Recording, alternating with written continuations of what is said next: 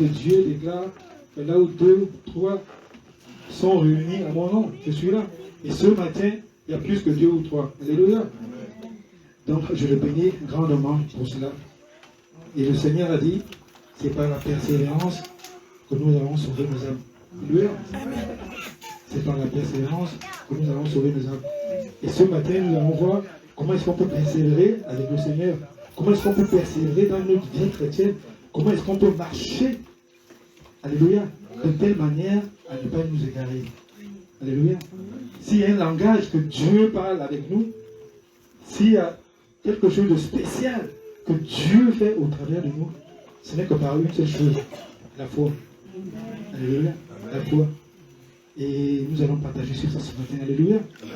La foi, c'est la seule manière où toi et moi, nous pourrons recevoir quelque chose de Dieu. Alléluia. La foi, c'est le langage du ciel. Alléluia. La foi, c'est le langage du ciel. Tu veux obtenir quelque chose de Dieu, c'est pas la foi. Alléluia. La foi, c'est la monnaie du ciel. Alléluia. Nous allons ouvrir nos Bibles. Dans le Bible. Alléluia. Hébreux 11, verset 6. Ce matin, nous allons beaucoup lire la parole. Alléluia. Nous allons beaucoup lire la parole. Parce que c'est la parole qui nous édifie. C'est la parole qui nous enseigne. Nous sommes venus écouter le Seigneur. Et le Seigneur est dans sa parole. Alléluia. Je lis Hébreux 11, verset 6. Or, personne ne peut plaire à Dieu sans la foi.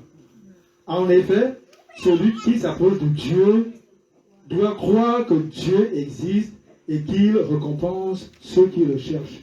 Alléluia. Or, sans la foi, personne ne peut plaire à Dieu. Vous comprenez? La Bible dit sans la foi. Ça veut dire que toi et moi, nous devons être dans une démarche où nous devons marcher dans la foi. Nous devons apprendre à marcher dans la foi. Nous devons demeurer dans la foi. Alléluia. Ce n'est qu'à ce moment que nous allons recevoir des grâces venant du Seigneur. Alléluia. La Bible dit bien, oh, sans la foi. Sans la foi. Sans la foi. Et il est écrit également que le juste viendra par la foi. Donc il est important que ce matin, nous comprenions cela, que ce matin, nous nous posions la question, comment est-ce que je peux marcher par la foi? Comment est-ce que je dois demeurer dans la foi? Alléluia. Amen. Ce matin, le Seigneur va nous révéler ces choses, parce que c'est important. Tout ce qui ont réalisé de grandes choses avec Dieu, ils l'ont fait au travers de la foi. Alléluia. Des miracles qui sont manifestés dans la vie des hommes ont été faits par la foi. Des bénédictions qui sont manifestées dans la vie des gens ont été faites par la foi. Et c'est par la foi qu'au jour d'aujourd'hui, nous pouvions recevoir le Seigneur Jésus. Alléluia. C'est par la foi. Alléluia. Alléluia. Nous allons encore rapidement lire dans le livre de Éphésiens. Alléluia. J'ai dit que ce matin, nous allons beaucoup lire la parole. Alléluia. Éphésiens 2, verset 8. Si quelqu'un a trouvé, il peut nous le lire par la grâce de Dieu. Alléluia. Éphésiens 2, 8. Je lis la parole. Car c'est par la grâce de Dieu que vous avez été sauvés. Au moyen de quoi? De la foi. Alléluia. Ce salut ne vient pas de nous. Alléluia. C'est un don de Dieu. Ce matin, encore, le plus grand cadeau qu'on peut recevoir de Dieu, la plus grande bénédiction qu'on peut recevoir de Dieu, on la reçoit par quoi? La foi. La foi. Alléluia. Il est important pour nous, comme on le dit toujours, dans ces temps difficiles, dans ces moments difficiles, de garder la foi, de marcher par la foi. Alléluia. C'est vrai que la parole de Dieu nous donne une définition de la foi. On parle de foi, c'est vrai. On dit, bon, on a envie de savoir c'est quoi la foi. Alléluia. Si quelqu'un peut aller dans le livre hébreu, alléluia, nous allons comprendre comment est-ce que le Seigneur nous explique ce que c'est la foi. Alléluia. Que signifie la foi? Hébreux 11, au premier chapitre. Alléluia. Que celui qui a trouvé lise pour la gloire de Dieu. Amen. Je lis dans le nom de Jésus. La foi, c'est une ferme assurance des choses qu'on espère, une démonstration de celles qu'on ne voit pas. Alléluia. Amen. Je lis dans le nom de Jésus. Hébreux 11. Or, La foi est une ferme assurance des choses qu'on espère, une démonstration de celles qu'on ne voit pas. Amen. Amen. Alléluia. Amen. C'est une réalité. Amen. La foi, c'est quoi? Ferme. Une ferme assurance. Alléluia. Amen. Mais pour avoir une ferme assurance, il faut que quelque part, j'ai certaines convictions. Alléluia. Il faut que quelque part, j'ai une certaine relation avec ces personnes à travers laquelle j'espère recevoir. Alléluia. Alléluia. Et c'est une démonstration des choses qu'on ne voit pas. Alléluia. Donc ça veut dire que, quelque part, comme le dit la parole de Dieu, c'est appeler à l'existence des choses. Alléluia. Mais c'est une dimension qu'il faut atteindre. Alléluia. Et nous allons voir comment est-ce qu'on peut atteindre cette dimension. Parce que Dieu est bon. Alléluia. Alléluia. Pendant que je méditais par rapport à cette prédication, pendant que je me disais, c'est vrai Seigneur, voici la définition que tu nous donnes de la foi dans ta parole. Voici la définition que tu montres au monde par rapport à ta parole. Mais moi, je veux une définition simpliste de la foi. Moi, je veux comprendre la foi à mon niveau pour que réellement je demeure dans la foi. Alléluia.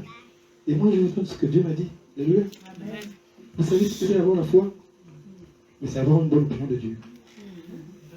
Avoir la foi, c'est avoir une bonne opinion de Dieu. C'est-à-dire que avoir la foi, c'est savoir que Dieu n'est pas contre moi, Dieu, il est pour moi. Alléluia. Avoir la foi, c'est savoir que Dieu n'est pas là parce qu'il veut du mal de moi. Dieu n'est pas là parce qu'il veut m'amener, c'est pas moi, à vivre d'une manière contraire, par exemple, à ce que je veux. Non, nous devons réaliser qu'avoir la foi, c'est avoir une bonne opinion de Dieu. C'est avoir des bons sentiments vis-à-vis de Dieu.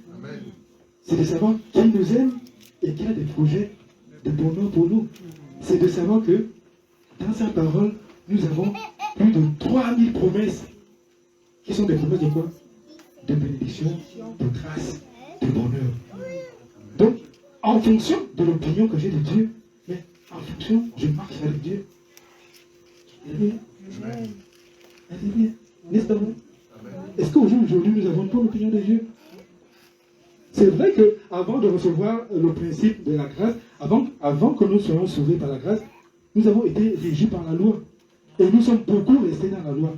Parce que la loi, il ne faut pas, il ne faut pas, il ne faut pas, il ne faut pas. C'est ça la loi. Alors, on oublie même qu'enfants de Dieu, nous ne sommes pas régis par la loi, nous sommes régis par la grâce. Tu ne peux pas être justifié par les actes que tu poses. Donc ça ne sert à rien de vouloir dire non, il faut que je fasse ça pour que Dieu fasse ça dans ma vie.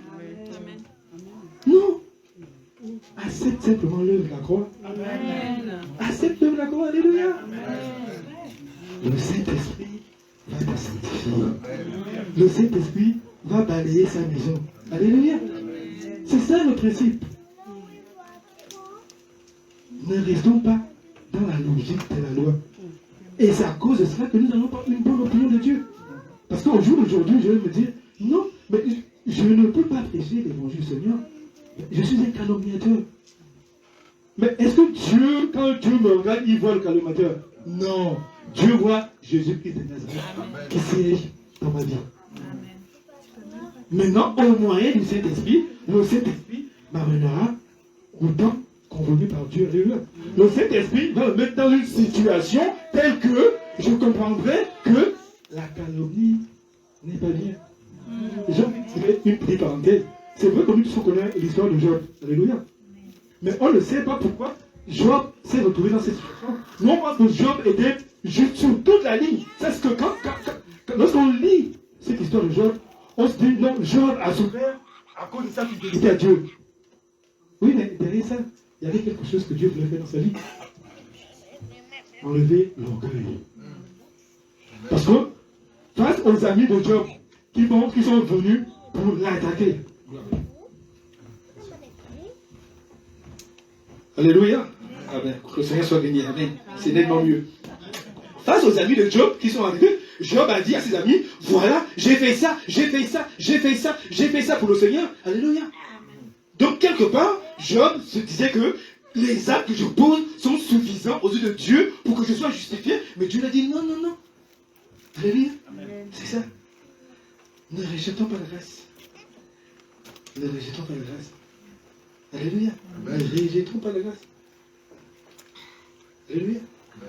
Et je veux que quelqu'un me lise Romains 10, 17. J'ai dit que ce matin, nous allons recouler la parole de Dieu. Romains 10, verset 17. Il est bon notre Seigneur. Alléluia. Donc, je lis par la grâce de Dieu. Alléluia. Romains 10, 17. Voici ce que le Seigneur dit dans sa parole. Alléluia. Ainsi, la foi vient de ce qu'on entend. Et ce qu'on entend vient de quoi, hein? Donc, c'est comme ça que nous allons bâtir notre foi. La foi vient de ce que... Donc quoi? Écouter. Donc, en résumé, la foi, c'est quoi? C'est écouter. J'écoute quoi? La parole. N'est-ce pas? Amen. Alléluia. Est-ce que nous écoutons toujours la parole? Alléluia. Est-ce que nous écoutons toujours la parole de Dieu? C'est là où... C'est ça la révélation. Qu'est-ce que j'écoute qui bâtit ma foi? Je passe tout mon temps à écouter quoi? La Bible dit, ok, tu veux bâtir ta foi? Tu dois écouter. Donc la foi, c'est écouter. Écouter la parole de Dieu. Écouter Dieu. Écouter les prédications de Dieu. La parole vient de ce qu'on entend. Est-ce qu'on entend une fois? Non. Entendre, et entendre. Et là, je comprends mieux le verset de Jésus. Alléluia. Alléluia. Médite que ce livre de la loi ne s'éloigne point de ta bouche. Mais ce qu'on doit comprendre, c'est que la méditation, c'est le deuxième, si tu veux, vous voulez, la deuxième étape. Alléluia. La première étape, c'est la lecture. J'ouvre ma Bible, je lis un verset, la lecture. Et maintenant, quand je quitte la lecture, je vais à la dimension de l'écoute. La méditation. Je cherche la révélation. Ok, Seigneur, qu'est-ce que tu veux me dire au travers de ces paroles? Et c'est à ce moment qu'on reçoit la révélation. Et la révélation fait quoi? Elle bâtit notre foi. Et lorsque notre foi est bâtie, on marche en victorieux. Je marche sur les serpents et les scorpions. Et surtout la puissance de l'ennemi. Et rien ne pourra me nuire. Vous n'êtes pas le Seigneur? Moi je marche sur les serpents. Vous ne savez pas, mais moi, je marche sur les serpents et les scorpions et sur toute la puissance de l'ennemi. Et rien ne va me nuire. À cause de quoi? À cause de la foi. Oui. Parce que j'ai bâti ma foi dans la parole de Dieu. J'ai bâti ma foi dans la révélation que le Seigneur m'accorde au moyen de son esprit par rapport à sa parole. Amen. Donc ça veut dire que nous devons tout le temps écouter Dieu. Selon Josué. Mais la question, vous avez dit que j'aime beaucoup m'attaquer à la télévision. Ça nous égare. La foi vient de ce qu'on écoute, ce qu'on entend. Mais nous passons, je reviens toujours là-dessus, nous passons des heures à écouter quoi? À la télévision. Qu'est-ce que la télévision? Lorsque je suis les programmes de la télé. Parce que regardez un peu le principe de la télé. Il y a l'image, n'est-ce pas? Et derrière l'image, il y a quoi? Le son. Et le son, je fais quoi? Et ça nourrit quoi? Ma foi aussi. Ah ben ça nourrit ma foi. Mais dans le sens inverse. Parce que ça va m'éloigner de Dieu. Ça va m'éloigner de la présence de Dieu. Donc ça m'éloigne de la grâce de Dieu. C'est tout. Je mène une vie de défaite. Or qu'à la base, je suis conçu pour marcher ma victoire. Simplement, j'écoute, mais j'écoute de la mauvaise manière. Puisque je n'écoute pas de la bonne manière, je suis obligé d'être dans la défaite. Au lieu de nourrir mon âme des versets de victoire, au lieu de nourrir mon âme des versets de puissance, de force, au lieu de nourrir mon âme de la gloire de Dieu, je nourris mon âme de quoi? Faites attention à ce que vous écoutez. Alléluia. Faites attention à ce que vous écoutez. Nous sommes au temps de l'enfer. C'est important. C'est très important. Parce que nous devons persévérer dans la foi. Et pour persévérer, nous devons écouter Dieu. Alléluia. Nous devons écouter Dieu. Nous allons lire des exemples. Il y a tellement d'exemples de foi dans la Bible. De foi parfaite, aussi de foi chancelante. Le Seigneur me permet, on va prendre des exemples de foi parfaite. Et on va aussi voir des fois chancelante. Alléluia. Alléluia. Nous allons lire le livre de Luc. Nous tous on connaît cette histoire-là. Luc 8, 40 à 55. Alléluia. En fait, c'était la fille de Jairus qui était malade. Si quelqu'un a trouvé qu'il lise, parce qu'on dit ce matin on va lire. Alléluia. Il faut qu'on lise la parole de Dieu. Luc 8, du verset 40 au verset 55. Alléluia. Amen. Allez-y, lisez par la gloire de Dieu. Vous voyez, le Seigneur est béni, tout le monde est disposé. Je bénis le Seigneur. Alors je lis la parole de Dieu. Amen. Alors Luc 8, Oui. verset 40. Oui. À son retour, Jésus fut reçu par la foule, Oui. car tous l'attendaient. Et voici, il vint un homme nommé Jairus, Oui. qui était chef de la synagogue. Il se jeta à ses pieds et le supplia d'entrer dans sa maison, parce qu'il avait une fille unique d'environ 12 ans qui se mourait. Pendant que Jésus y allait, Arrête-toi, ma soeur. Alléluia. Avant de continuer, arrête-toi, continuer. Alléluia. Dans ce verset, nous allons voir deux histoires de bénédiction, deux histoires de délivrance puissantes. Alléluia. Et deux histoires de foi. Amen. C'est Jairus. Alléluia. La Bible dit que c'était un chef de la synagogue. Ça veut dire que c'était quelqu'un qui connaissait la parole de Dieu. Alléluia. Qu'est-ce qu'il a fait? Il est parti de chez lui. Il savait que Jésus, il avait écouté. Oui, il avait écouté que Jésus devait passer par là. Alléluia. Il a écouté. Qu'est-ce qu'il a fait? Il est parti. Avec sa foi, il est parti. Il s'est dit, si j'arrive à inviter le Seigneur, Jésus, pour qu'il vienne chez moi, ma fille sera guérie. Voilà la foi. Mais qu'est-ce qui a bâti cette foi? Il a entendu parler de Jésus. Il a entendu parler des miracles de Jésus. Il a entendu parler de la parole de Jésus. Et il a fait quoi? Sa foi a été nourrie et il a cru. C'est pourquoi il s'est déplacé. Il est allé voir Jésus. Seigneur, s'il te plaît, est-ce que tu peux venir dans ma maison? J'ai ma fille qui est en train de mourir. Alléluia. Continue, ma soeur. alors, pendant que Jésus y allait, il était pressé par la foule. Verset 43. Or, il y avait une femme atteinte d'une perte de sang Deuxième bénédiction. Continue. depuis 12 ans et qui avait dépensé tout son bien pour le médecin sans aucun et puis la guérir. Verset 44. Elle s'approcha derrière et toucha le bord du vêtement de Jésus. Et au même instant, la perte de sang s'arrêta. Alléluia. Vous voyez, Jésus va pour résoudre un problème. Alléluia. Mais regardez, comment est-ce qu'un second problème se résout tout seul. La femme n'a même pas eu besoin de parler à Jésus. La femme n'a même pas eu besoin que Jésus le touche. Alléluia. C'est pareil. Cette femme a entendu parler du Seigneur. Mais j'aimerais attirer votre attention sur quelque chose d'important là-dessus. Avant, la femme n'avait pas la foi. Elle avait la foi du monde. T'es malade. Mais va voir le médecin. La Bible dit qu'elle a dépensé tout son argent. Les médias nous fragilisent moralement par rapport à la maladie.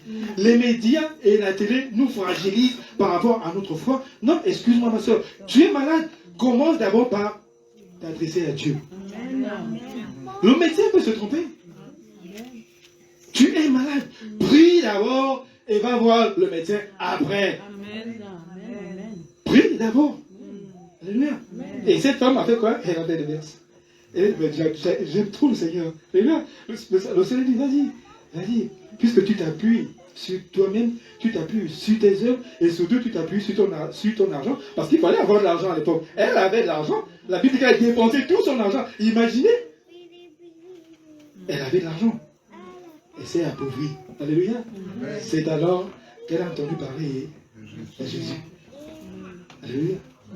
Ce qu'elle a entendu a bâti sa foi. On a dit Jésus. Mais aucune personne n'a rencontré Jésus. Il est devenu le même. Il guérit les malades. Les aveugles retrouvent la vue.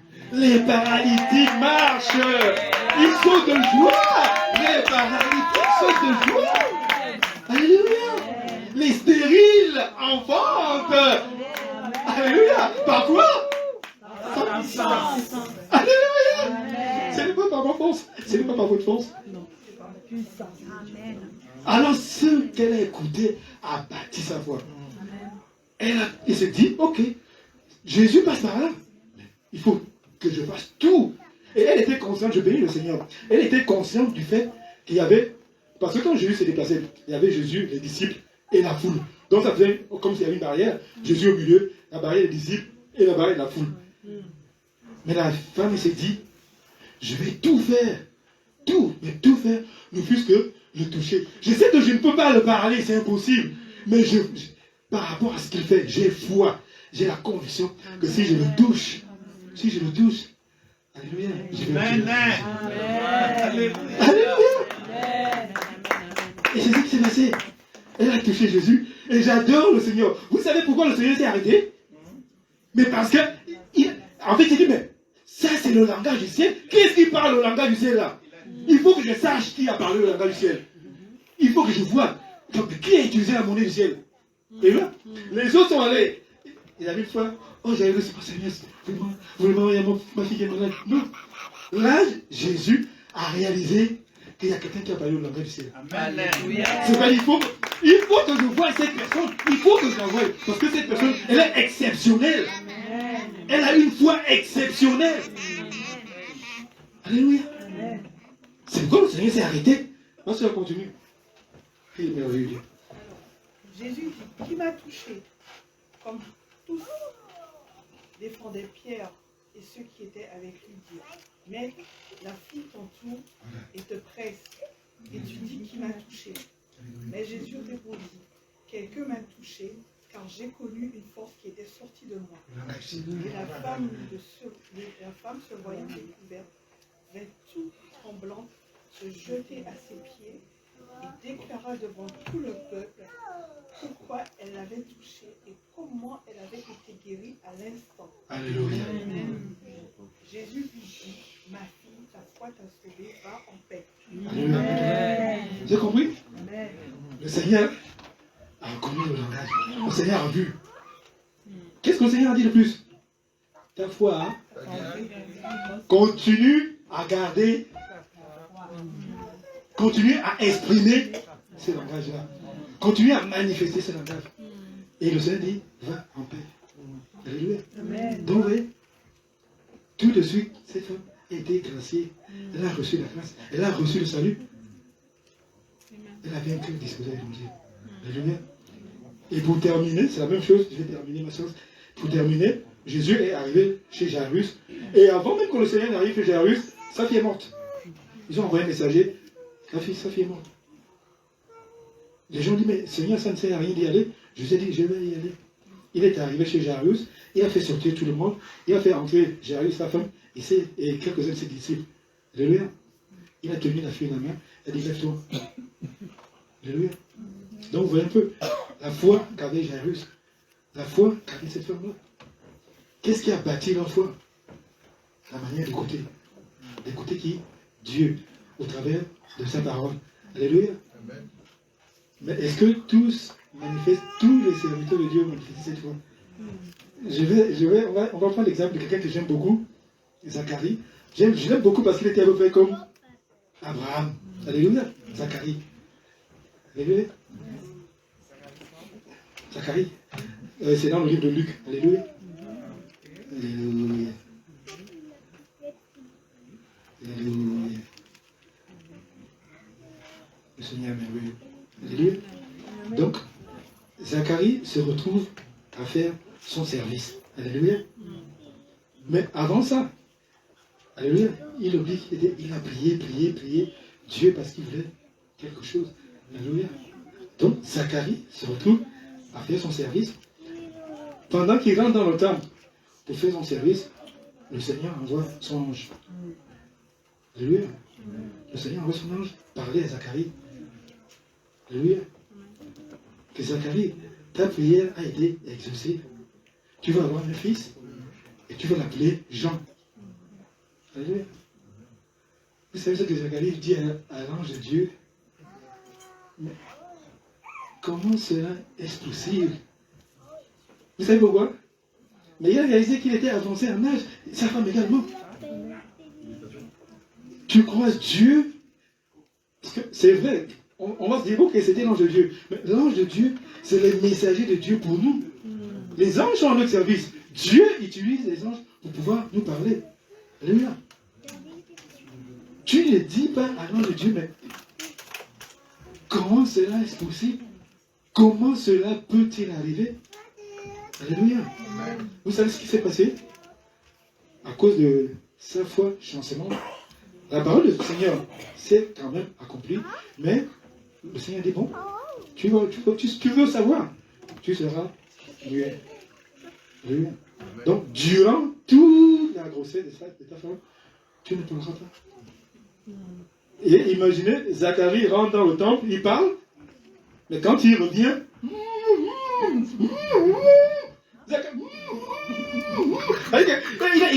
ne pouvait même pas témoigner ce qu'il a confessé. À cause de quoi? La petite quoi. C'était ça. À la maison, ça va. On suppose pendant 9 mois, parce qu'on suppose que la grossesse finit 9 mois. Imaginez pas ce que ça peut être comme difficulté, comme contrainte.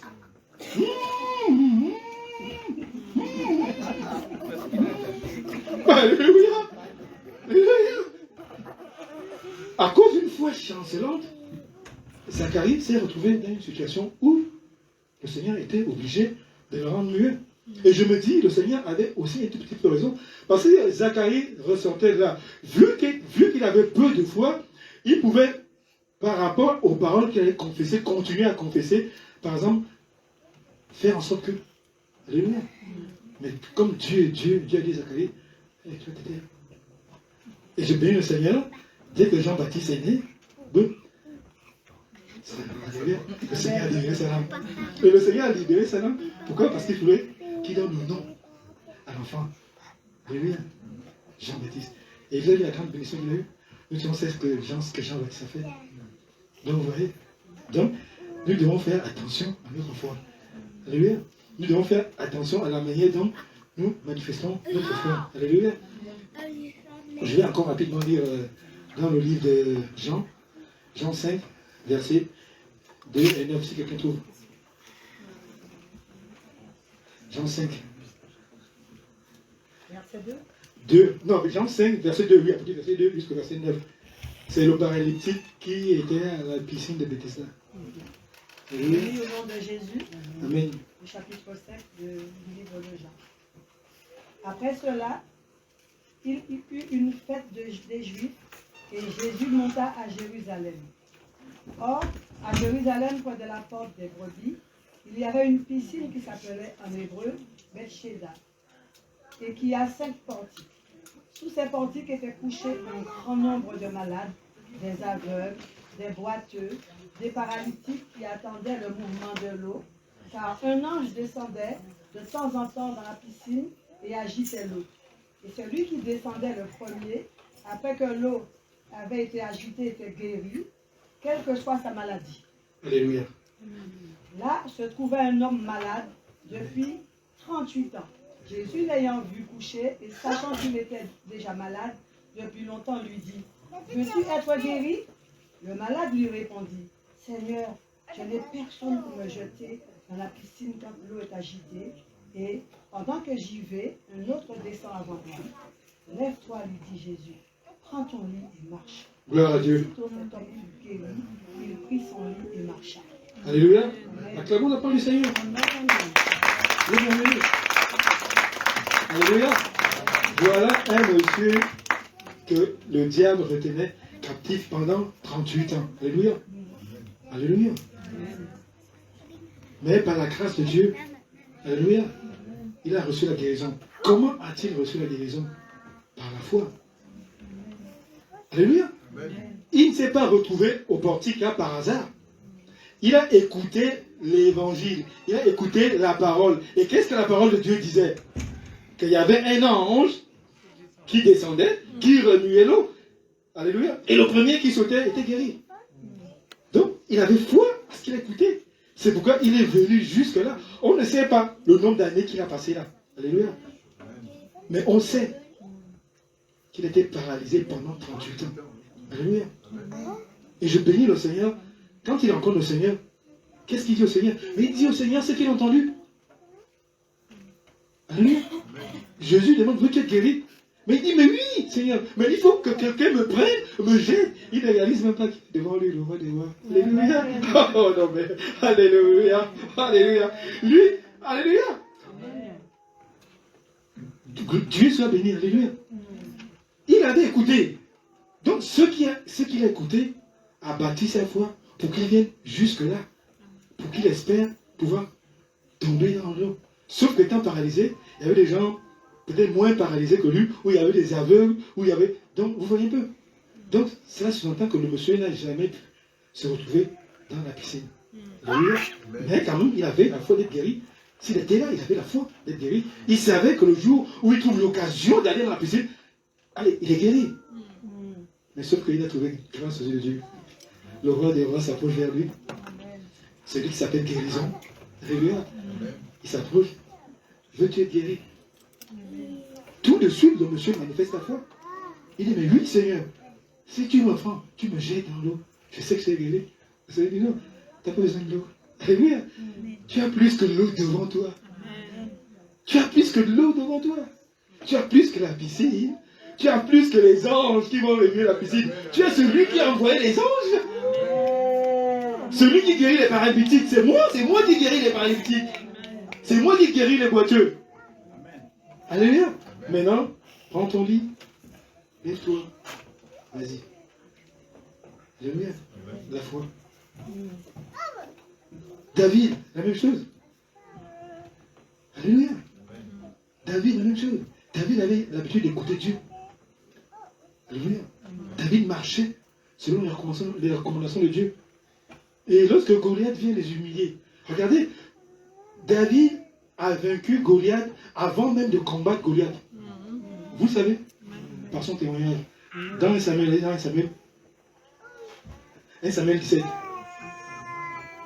Vous allez comprendre ce qu'il a dit. 1 Samuel 17, 34-37. 1 Samuel 17, celui qui a trouvé me lit. 1 Samuel 17, verset 34 à 37. Alléluia. Que le Seigneur soit élevé.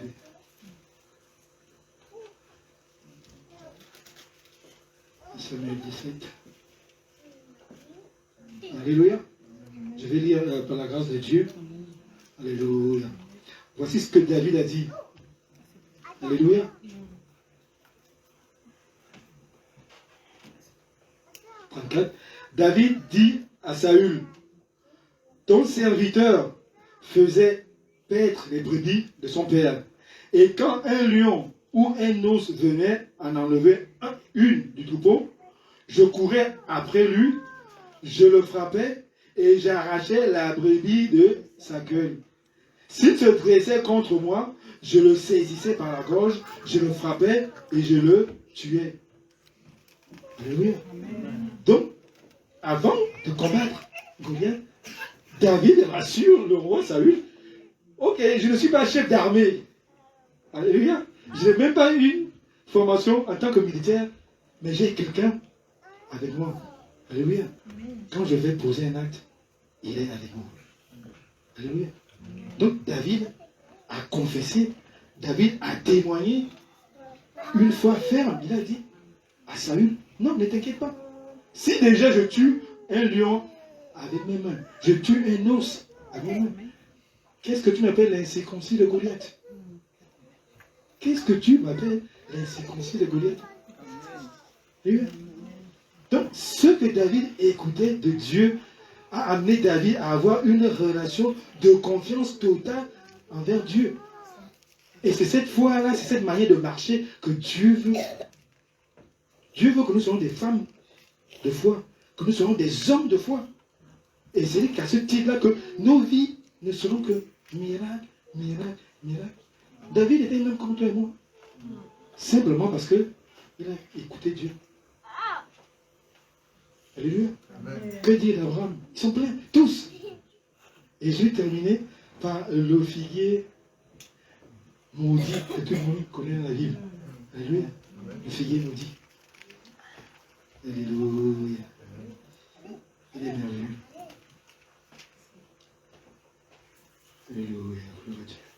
C'est dans le livre de Marc 11, 19 à 24.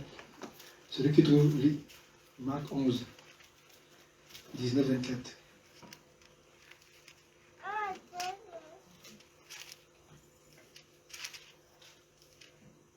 Marc 11, 19, Je 24. lis au nom de Jésus. Amen. Amen. Amen. Marc 11, verset 19 à 19 24. à 24. Quand le soir fut venu, Jésus sortit de la ville. Le matin, en passant, les disciples virent le figuier séché jusqu'aux racines.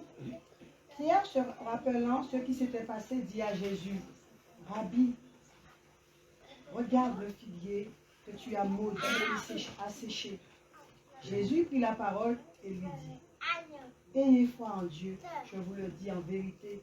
Si quelqu'un dit à cette montagne, ôte-toi de là et jette-toi de la mer, et s'il ne doute point en son cœur, mais croit que ce qu'il a dit arrive, il le verra s'accomplir. » Alléluia. Amen. C'est pourquoi je vous dis, tout ce que vous demanderez en priant, croyez que vous l'avez reçu et vous le verrez s'accomplir. Amen. Amen. Vous voyez, Jésus était avec les disciples, il revenait de Jérusalem, il avait faim, il voulait manger. Il a aperçu un figuier.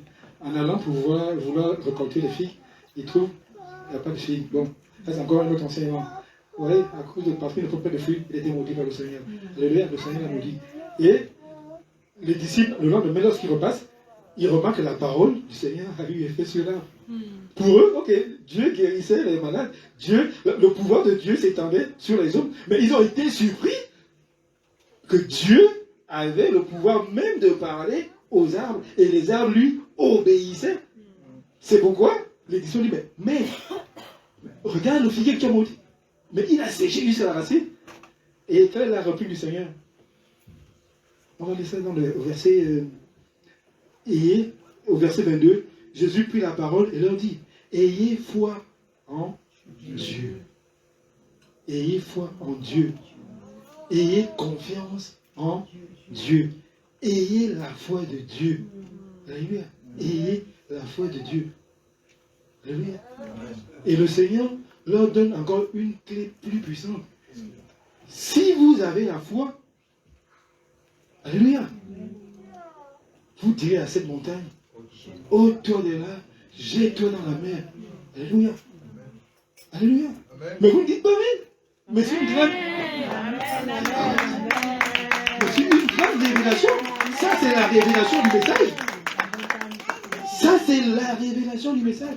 Le Seigneur te donne tout le pouvoir. Le Seigneur te donne la puissance de pouvoir dire à la montagne, ôte-toi de là, jette-toi dans la mer. Alléluia. Mais qu'est-ce que nous on fait? On parle à Dieu. Mais le problème, c'est pas Dieu. Est-ce que le problème, c'est Dieu? Pourquoi tu parles à Dieu? Parle à la montagne. Amen. Parle à la montagne. Amen. Montagne, ôte-toi de là, jette-toi dans la mer. Et nous avons tous des montagnes dans nos vies. Amen. Vous avez la clé. Vous avez la clé. Nous avons tous des montagnes. Ce matin, il faut que tu réalises que tu dois parler à la montagne. Ce matin, il faut que tu commences à parler à la montagne. Arrête de parler à Dieu. Dieu t'a donné tout le pouvoir. Arrête de parler à Dieu. Le Seigneur te dit, parle à cette montagne. Dis à cette montagne, ôte-toi de là et jette-toi dans la mer. Libère ma santé, montagne. Maintenant, tu vas quitter ma vie, tu vas quitter ma santé, tu vas quitter mes finances. Jette-toi dans la mer, jette-toi dans la mer, jette-toi dans la mer, jette-toi dans la mer. Alléluia. Alléluia. Amen. Retenez cela, mes bien-aimés. Vous avez les clés. Vous avez les clés. La foi. Alléluia. Amen. Vous avez les clés ce matin. Maintenant, quand vous repartez, prenez soin d'écouter la parole. Alléluia. Prenez le temps de la méditer.